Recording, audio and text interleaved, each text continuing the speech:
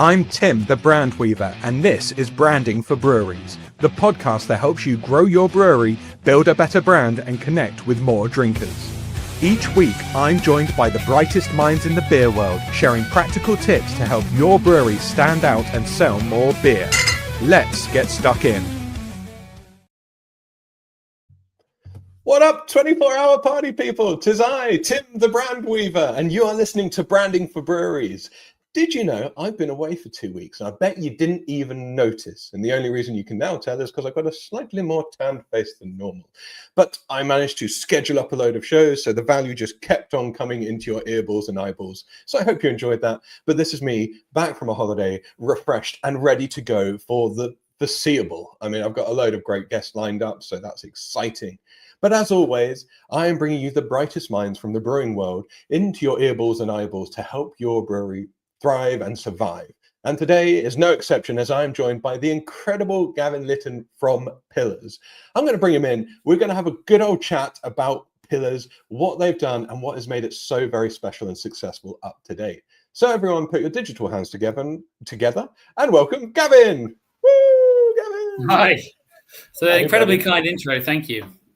No, it would be terrible if it was a mean intro. I mean, I don't think it would put anyone in the right mindset, would it, at the end of the day?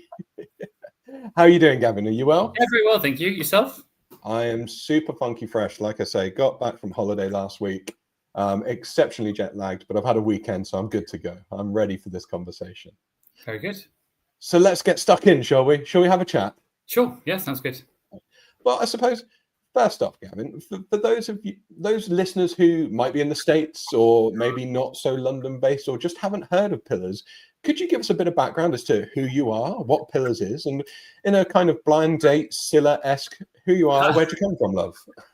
Wow, okay. Born in the Isle of Man, went to university in the UK, studied computer science, ended up working in finance for a while. And then the goal was always to start my own business. So that's, about 9 years ago, I sold my flat. My business partners sold their business. My business partners I knew through university. One of my friends through uni, and they had a retail business managing people, and my kind of skill set was in finance and strategy. So it was a good kind of marriage of skills. And we, coming into the beer world in 2016, craft beer had already kind of taken off from 2010, roughly, maybe bit before, in the UK specifically. So it was already quite competitive, brewing IPAs and pale ales and lots of great craft beers. But there weren't many breweries focusing on lager. So Pillars Brewery is a lager specialist based in East London. We're in Walthamstow. All we brew is lager, and that's always been our goal. So in 2016, we built a small brewery with the capital we raised from selling my flat and their business. We spent all of it on the kit, basically. So I became the head brewer, put myself through the brewing exams. None of us had any experience in the beer world or hospitality. So we spent those next kind of 3 years learning the trade. And around COVID time, we did three things. We kind of rebranded. We hired a head of sales from Siren. We hired a head brewer from Beavertown. And the combination of those three things kind of set us in good stead. And then since then, we've had really nice kind of growth rates. But I think just to kind of answer your question, we're a specialist lager brewery based in East London. Tremendous. Now, help me understand, why start a brewery? Like you say, none of you, the original founders, came from a brewing background. Like, just big fans of beer, or how did that come about? Well, as I said, I always wanted to start my own business. Omar and his brothers, who are my business partners, four of us. Omar's my friend from uni. They had already, they'd already done it. They left university and did that straight away. But it's an itch I had to scratch. And beer, the craft beer industry was growing really quickly. We were seeing some really kind of interesting transactions in M&A at the time, which is a world that I lived in. So I was seeing that. And then also, I really wanted to build something that I could do, something that was a real business and had a good chance, but also something really creative, and I could build a brand and a product. And it was kind of a marriage, like the kind of being able to do those three things at once was the attraction. And obviously, I do love beer. Maybe that's not so obvious, but Omar and I, used to drink a lot of beer at university, and that's how we kind of bonded over this idea. But we felt like, obviously, Camden were doing very well at the time. It was before they were bought when we started. And we just felt that there was a lot of space for more kind of smaller lager producers to be based in the UK, making beer themselves. Amazing. And so, like you say, it was thriving with the craft beer scene.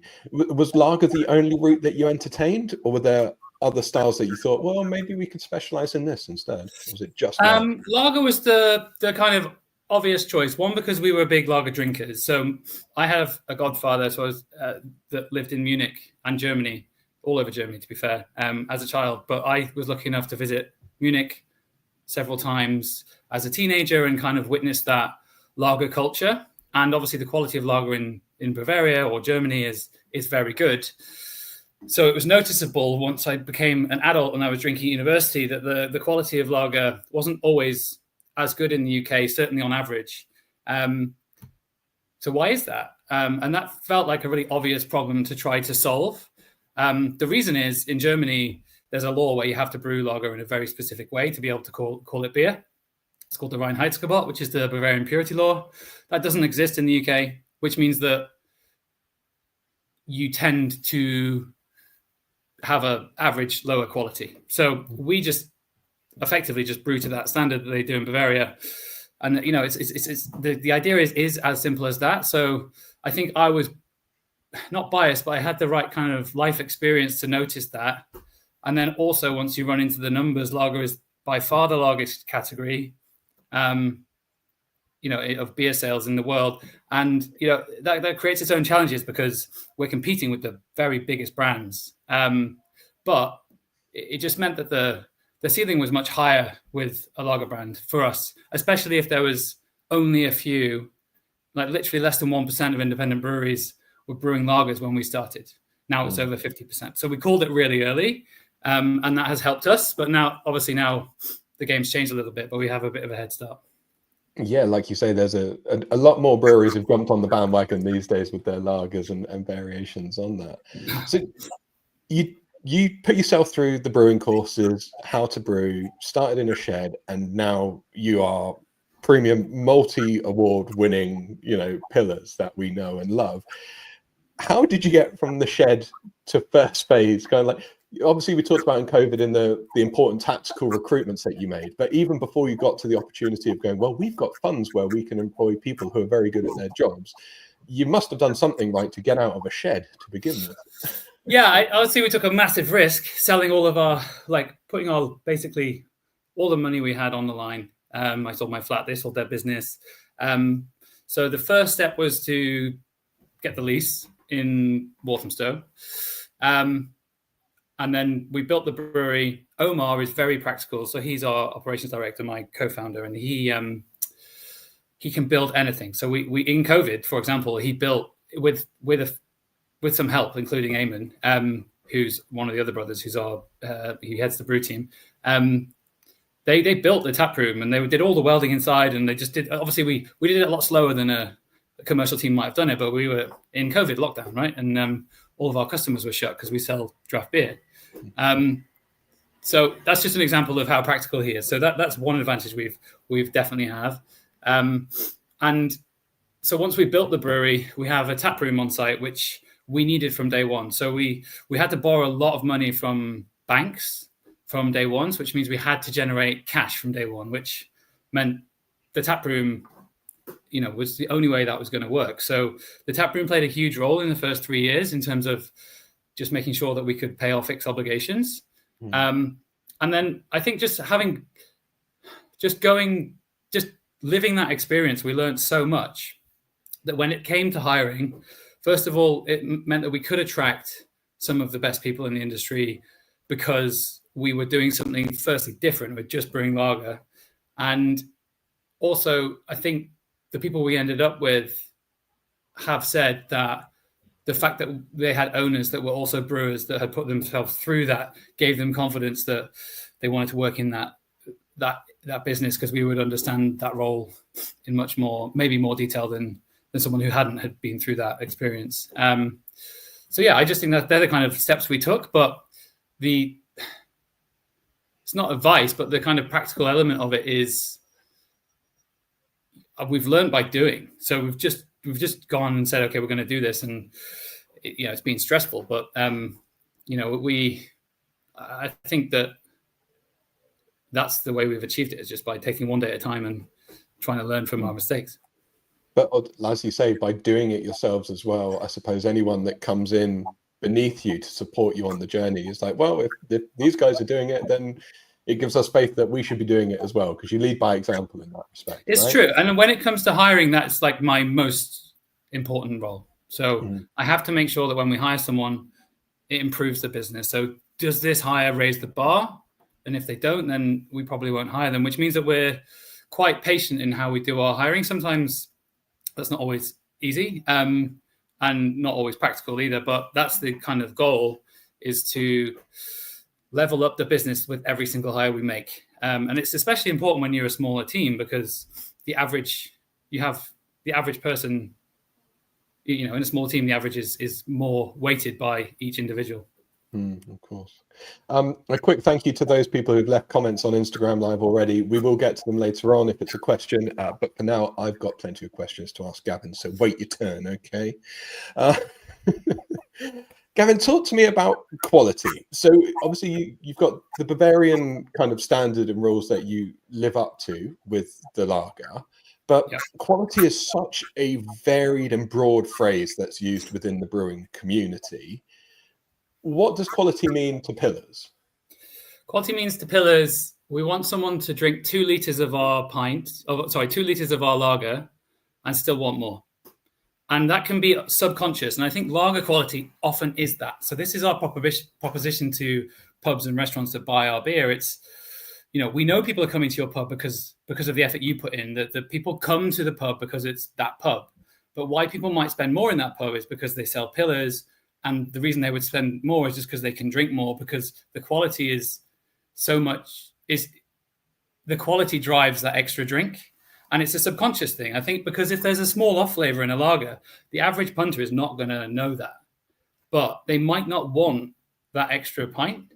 Whereas what we can offer is we're trying to deliver a quality that means that the beer is so clean that they end up drinking more. And that's not us trying to promote,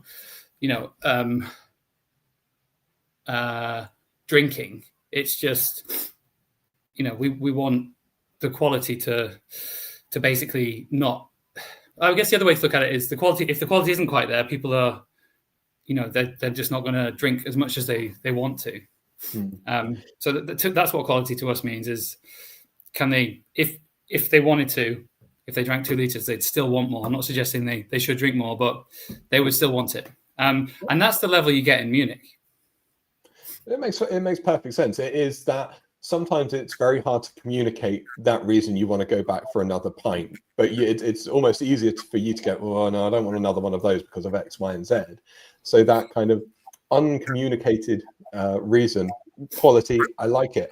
And then earlier on we were talking about, of course, your recruitment strategy. I assume the quality means something a little bit different in that respect. So you talk about, you pick people up from Siren, from Beavertown. So what are you looking for when you bring that level of skill set into the brewery? Well, we often hire in roles where we feel like we have the weakest skill set because we want to level the business up. So it's actually, in some respects, hard to know for sure, like whether you can do that, because obviously by definition you're hiring in a role that you know less about. But we have like a 3-stage process, and I think when we try to get directors to interview people separately, and then we try to get people below that level to also interview them, and then we'll have a meeting several days later and sit down and say, okay, what did we think? And we don't talk to each other during that process. So the idea is to try and avoid having some sort of groupthink situation, because when we first started and we started hiring people, like 3 or 4 of us would sit maybe 3 of us would have the same interview together. And then as soon as we started talking about it at the end, I think we were kind of influencing each other's opinions. So we try and separate that and then come to it saying, okay, this is the feedback, and then you get a bit more of a less biased view. And by doing that, you tend to identify any kind of potential issues or strengths of a certain person that one person may see and one person may miss. But yeah, we always ask ourselves the question: is this hire going to raise the average? And if the answer is no, then we won't hire them. And the way I said that, for some business owners, that could be quite terrifying. Like you mentioned, you don't know if you're going to be able to achieve it because you don't know what you don't know ultimately. It's true, yeah. We try and put a structure around it, but ultimately there is you can never be certain. And are you just waiting for that candidate to kind of tell you something, and you're like, oh, that's very interesting. Like I wasn't aware of that. Are you looking for those nuggets of, oh, that's fascinating, I can see that working really well in those kind of conversations? Well, I think it's more like depending on the role you're hiring for. So we have a set list of questions for interviews, which is about 12 sections. And under each section, there are about 3 or 4 questions. And we will only ask 2 from each section.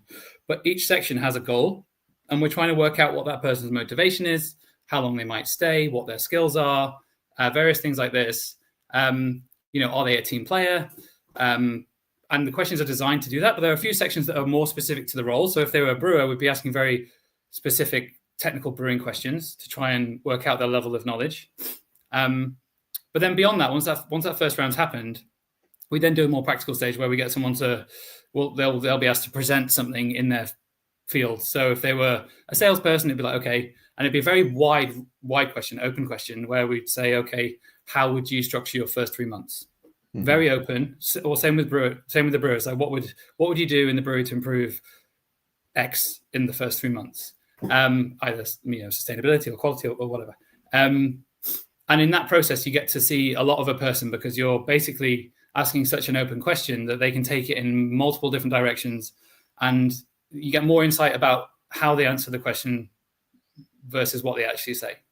I think. But there's no perfect interview process because some companies try and spend days with people, and that is the best way, but it's just not very practical. So there's always a 3-month probation period as well, and if someone doesn't hit the standard, then sadly they'd be let go. But we haven't had to do that. Thank goodness. Hey, well, that's good to know. Okay, so we've touched on like bringing in and upskilling people. We've touched about on the taproom side of things, and like you say, that was an essential part just to make sure the bills were paid, right? Like, yeah. Was that your previous knowledge of obviously your business experience and your partners, where you go like, this is the only choice we have to get the taproom up and running? Were you entertaining other ideas at the same time, or was it just taproom focus all the way? No, I don't think so. I mean, other breweries have done different things. So like when Brooklyn started in New York, they had a distribution company. But I think the point is you need a second revenue stream. You don't need, but it's very helpful to have a second revenue stream when you're starting out, because building that customer base is, it's quite a slow process. You have to build the reputation and you have to build the relationships. And then, selling from day one is quite slow. So for us, it always made sense to have something that would bring cash in the door from day one. And we were on an estate where, there was already another brewery there with a tap room. So there was already footfall in the area, and that would help us achieve that. It's partly the reason that we convinced the banks to give us the money, because we built a financial model and just put it in front of them and said, this is what we think will happen. And they believed it, which was good. It's a winner for everyone, right? I mean, yeah, it was tight. Don't get me wrong. It was tight for the first few years, but we made it work. Happy days. And I'm glad you did, my man. Some solid work that you're doing now. Talking of solid work, I have to talk about the visual brand for Pillars, because, of course, you work with the very talented Matty on this, and you've got a great team internally. And you refreshed it, or you kind of rebranded during COVID. Is that correct? Yes, we did. So when we first started, we were actually called 4 Pillars. So when we checked if anyone had trademarked that name before we took on the unit in Walthamstow. Sorry, can you hear that dog barking? I apologize. It's all good. We're used to dogs barking. It's fine. Yeah, he should stop in a second. So I'll start again. So when we first started, we were called 4 Pillars brewery. And the reason was we wanted to use the Reinheitsgebot, the German purity law, to kind of drive a foundation of the way we would brew beer. So we wouldn't stick 100% to the Reinheitsgebot, because they meant that we wouldn't be able to use water treatment plants. So in London, water is very hard, which means you can't brew lager without kind of putting it through some treatment. So we put it through a softener and a reverse osmosis kit, which basically brings it to like as pure as it can get, and then we add salts back in. That process wouldn't be okay with the Reinheitsgebot, but we wanted to call it 4 pillars, because the pillars of brewing, like we would use the Reinheitsgebot as a foundation to build on. Like we wanted to do everything we possibly could to be as close to that as possible, which means we maintain the quality, but it gives us a bit more flex to do interesting things like gluten-free beers that you can't do under that in Germany. So we were called 4 pillars, and we created a brand with a graphic designer, and we used that brand for 3 years. But I think because we did everything at the same time, we didn't give it the attention that it really needed. And we used our 3 years worth of knowledge on the market about, what we had learned, where we wanted to position ourselves, what we were going to do. We always knew we were going to do lager only, but where did we sit? So we wanted to be an approachable brand that was, had accessible kind of, it wasn't too high end, but it was still serving the best quality lager we could make. So we call it super premium because you have bigger brands that call themselves premium that aren't really at that German level. So super premium. And then so 2020, we did the rebrand with that context.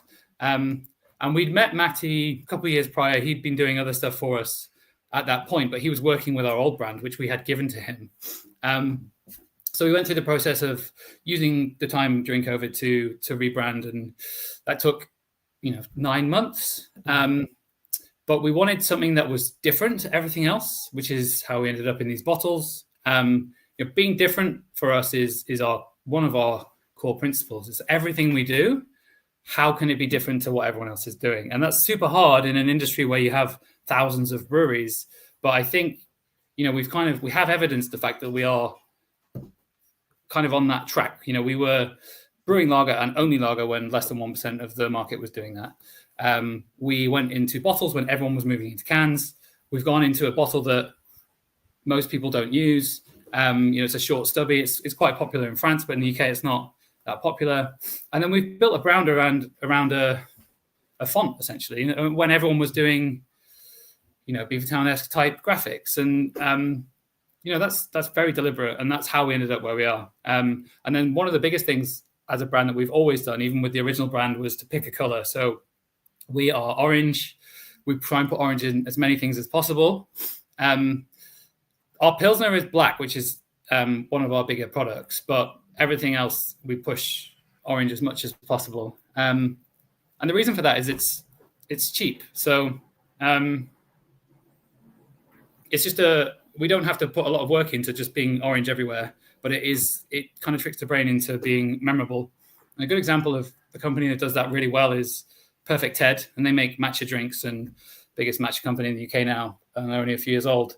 But they're using green everywhere, to the extent now that if I see a green ad in the tube and it's not them, I'm like, oh, is that, like, my brain goes there. And so they're getting free advertising from things that they're not even paying for. So that's why we went with picking a color. Camden did something similar with red. It's one hack that I would suggest is quite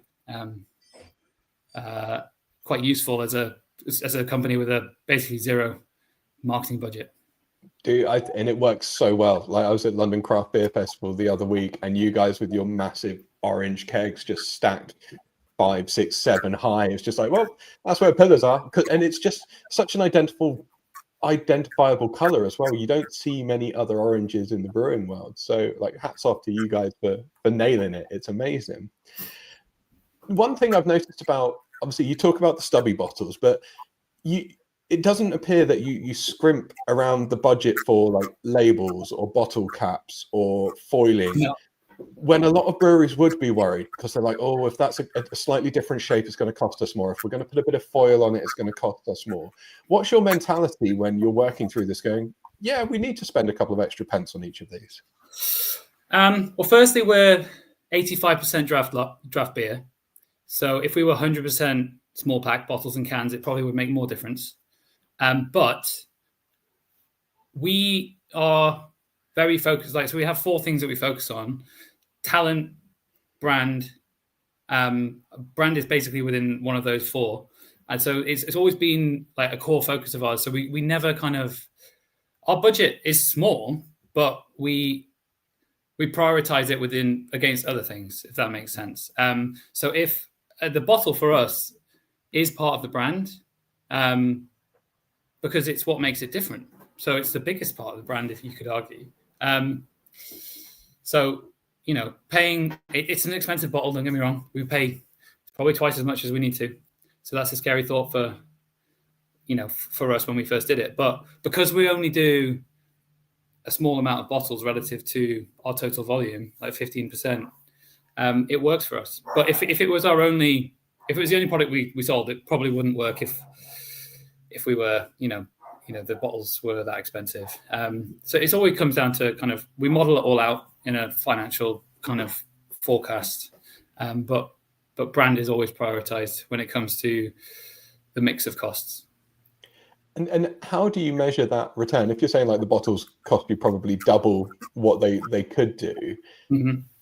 Are you hoping that you are shifting double the units because you compared from the normal label to the fancy one? No, we don't really want to sell that many bottles. So, even if we went into supermarkets, we would. So Stone and Wood, who are a very successful Australian craft brewery, the biggest, they limited supermarkets on what they were allowed to sell. They wanted to be on the shelves, but it had to be less than X% of their total volume. And the reason is the margins are so low in supermarkets. So we take that view. It's like we use the bottles to sell the pints. The bottles of the brand. The bottles get the beer in front of people. The bottles get people to try the beer. It's more accessible.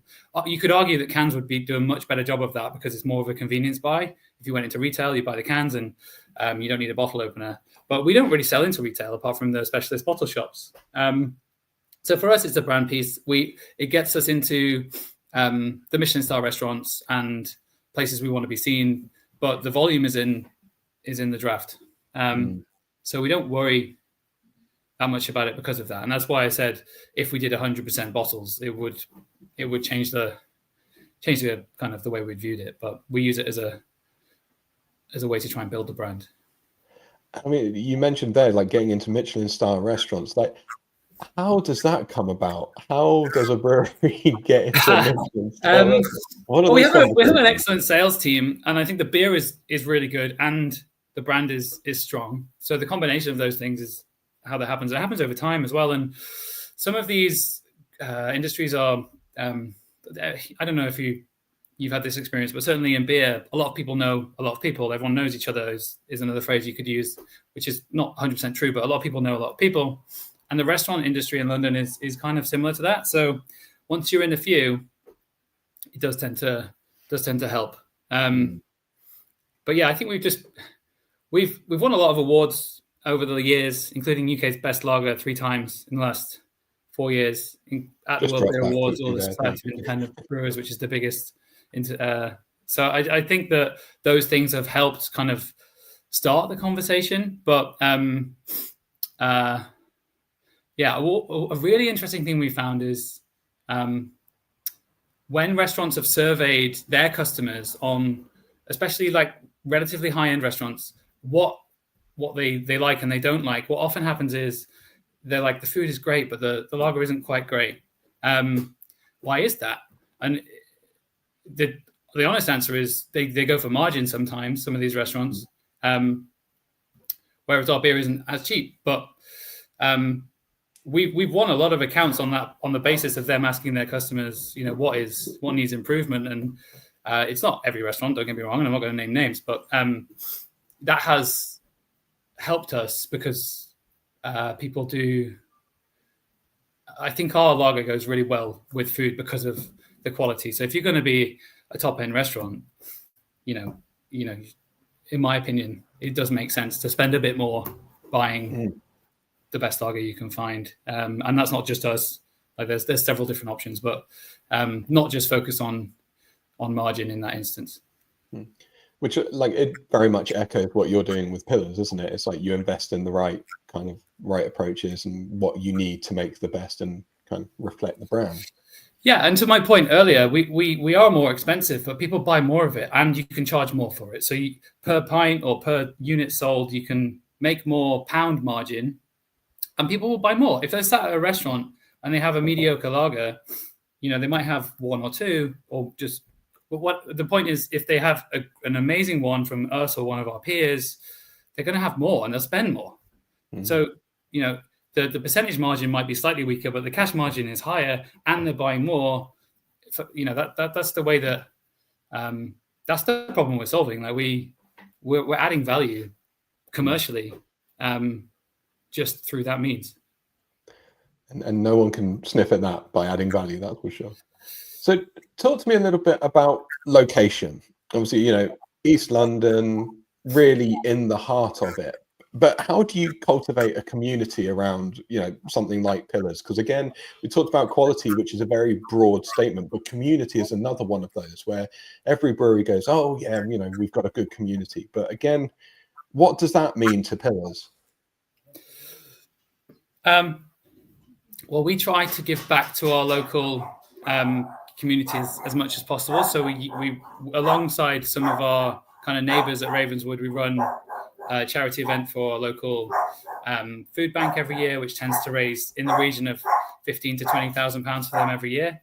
And then we also run different campaigns throughout the year to support local charities. So we release a beer with the William Morris Gallery in Walthamstow, which goes to educational support kind of charities. So for us, we kind of build a community by how we act, like we care. My wife runs the Old Rose and Crown Theatre Pub in Walthamstow, which is an amazing community pub. It welcomes everyone. She was next of kin for a homeless person that she met through the pub. They really support. They genuinely are a community pub, which I think is, that's one type of pub that I really, really like. And I've learned a lot just from her. And we embrace community. It's not just a buzzword for us. Like we actually want to support people in our neighborhood. And we try and do that by supporting charities. We also have an excellent kind of marketing team that help build community by engaging with people on social media. So Omar's wife is our head of comms. Just speaking to the fact that we are a family business, and she does a fantastic job, and she's done that from day dot. And I think that the way we've built a community is in large part down to how she's approached it as well. That's really interesting to take on board the fact that you've got your kind of physical community and a digital community as well. Two very different types of community, but both very important to nurture, because one can lead to the other, one can build the other one out. So then what about welcoming people into the brewery, like building that community within the brewery? How do you go about that? So for the tap room? Yeah. We're lucky to be in a place where there's enough people that want to go out and kind of drink in our area, and Walthamstow is one of those places in London that does tend to have a real community feel. So I previously lived somewhere else, and it was more central, and it felt a bit more transient. Whereas in Walthamstow, I know a lot of my neighbours, and that wasn't the case 10 years ago when I lived somewhere else. So I think that helps, just being in the right place where people are open to supporting local businesses for that reason. So I think that's part of it. But then secondly, how we bring people in, we run competitions online, mostly through socials. And I think that most of our marketing is done through organic social. We don't have any kind of until recently, we haven't had any kind of social spend. But we did invest in having, a part-time person just running social media for us from day one. And I think that although we haven't spent any money on kind of paid media, just having someone that ran that and that was their only focus from the day we started has been really helpful for these types of things. Were there any other, like looking back on the story of Pillars now, were there any other of those kind of recruitments where you're like, I wish we had one of those from day one? That would have been super helpful. Danny, one of our brewers, she was our taproom manager. So she came from hospitality. She was a general manager of one of our customers. Then she came and worked for us to run the taproom. And then she suggested that she wanted time to become a brewer. So we kind of brought her into the brew team. She started as a packaging person. Now she's a brewer. She's doing her qualifications. And these, I think having someone that is so dedicated to the business is amazing. And she has just shown that with the right attitude, you can transition into any job. And so, I mean, that was more luck than judgment, don't get me wrong. So it's not really answering your question, but I wish we had more of her. More Danny's would have been brilliant. But so coming back to the lager only focus, like, is it very easy to stay on track, or have you on occasion gone, oh yeah, but if we did do a porter, that would kind of really open up, X, Y, and Z to us? Or is it very easy to stay on track, or do you get tempted to sway? Never been tempted, just because I think it may be the way I am. I just kind of believe with the kind of mission we've put ourselves on. And because we're trying to improve the average quality of lager in the UK, and we believe that is something that people want, it's kind of, I'm not really interested in doing anything else. I think, and because it's working for us, it's hard to say. So, but yeah, I really do think that us being really kind of aligned and very strong on, we only do lager and that's all we're ever going to do, is what sets us apart. And it's when you're working for a brewery, so say you're working in sales, that's a message that person that's buying beer won't hear very often. So it immediately kind of grabs their attention. And also, if we're only brewing lager and we're winning these awards and we're growing how we are, we must be doing it pretty well. So it gives people the confidence that, it's kind of a flywheel that is really helpful from a sales perspective. So I don't think if we were to then start doing other types of beers like ales, I think that would just be too confusing and we would lose that momentum. I would agree. I think it would dilute the message and take away from what you've built Pillars to be. I wonder, like you say, you jumped on the lager bandwagon when the 1% of breweries were focusing on that. Have you developed a spidey sense for, like, you're going, oh, there's a new thing that's coming down the road, and you're like, if there are any breweries out there going, oh, we want to be well known for a style of beer, but Pillars aren't going to do it anytime soon. What are you seeing on the horizon that could be the next lager? For the next lager, or just the next? The next beverage. Yeah, I always look to the US. If something's worked out there, it's likely to work here. And they often, just because I actually don't know fundamentally why, but they will often front run a lot of these trends. It's not always the case. That said, there's certain things that haven't really kicked off as much as they have in the US, like hard seltzers, for example. But, if you're looking for a beverage that should work here, it's a good place to start. And then it comes down to, I don't know. I think the rest is kind of just not luck, but for example, Matcha has kicked off in the UK massively. And part of that is there's been a few really amazing brands, especially Perfect Ted, that have pushed that in a way that is really accessible and emotionally connects with an audience. So their founder had ADHD, and if they drank coffee, they would be really jittery. So they found a drink, Matcha, that could give them the caffeine, but over a kind of a period where they weren't feeling more stressed or anxious. And I think just because that has a mental health element to it and is honest, and that's partly the way that they've sold it, I think that has really helped grow that category. So I think if there's a functional drink like that hasn't yet been sold and it actually has a benefit, then like a physical or mental benefit, I think that is probably something that might work. But yeah, I'm no guru. I just, no crystal ball hiding up. Yeah. So let's wrap this up, Gavin, because you've dropped so much value in a short 40-minute space. I hope everyone's been loving it. But if you were to kind of try and distill a little bit of advice to any brewers who are listening, or brewery owners out there who are listening, who kind of go, we want to ramp up the reputation. We want to kind of increase the brand awareness. We want to be known for more. We want to do a Pillars. What would your kind of parting wisdom be?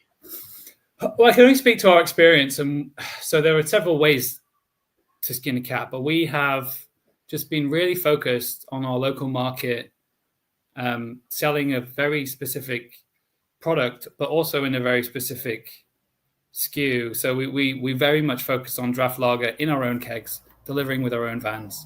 We don't go through third parties. We would only do that if we sold to a national restaurant account, which we do, but they're our bottles. So we really focus on being very singular in what we sell, and that's helped to a point. Obviously, that needs to change as we get bigger, but the reason that's helped us is, one, it's targeted the brand to be super focused, so our message is very clear. But two, by not needing to go through so many distributors, we keep more of the beer that we sell, which means that we have a little bit more capital to invest in people, and gives us more options if we're retaining more of that profit. And then thirdly, we were really lucky to have a very successful tap room from day one, and I think that is more luck than judgment, just about where we were. So I think that where you choose to put the brewery, if you want a tap room, is a kind of key piece to that. So that's what I would say. Love it. 3 really, really solid points there, Gavin. So if people haven't heard of Pillars, if they want to see the wonderful social work that you're doing, if they want to know more about the beer, try the beer, where can we send them? Where can they find you? Pillarsbrewery.com.